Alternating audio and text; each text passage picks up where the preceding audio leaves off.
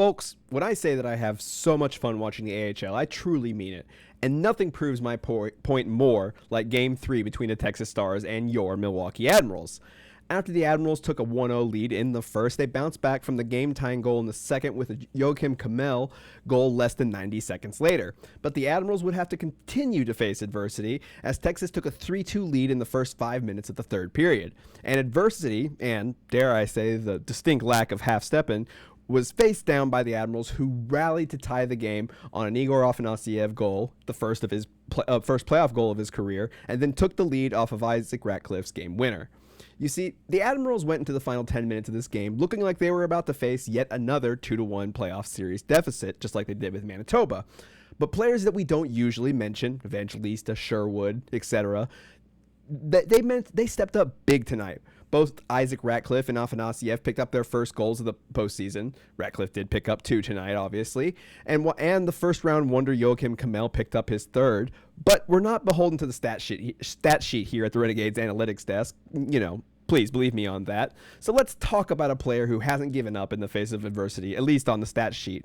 We're going to talk about Philip Tomasino on tonight's One Big Stat. Now, if you've been following this show, you'll know that Philip Tomasino hasn't quite put up the numbers that his former Nashville teammates like Evangelista and Sherwood. Tomasino's assist on Igor's game-tying goal is just the second point, both assists, of the playoffs. But tonight's One Big Stat is just that, 2. 2 points in 8 games is just a quarter of a point per game, a far cry from his .96 points per game average in the AHL regular season, totaling 25 goals and 39 points in 67 games in the AHL. And while I can't deny that his production has lagged somewhat, tonight went a long way for the young player who was essentially tabbed as Kyle Turris's replacement in Nashville before he had stepped on NHL ice.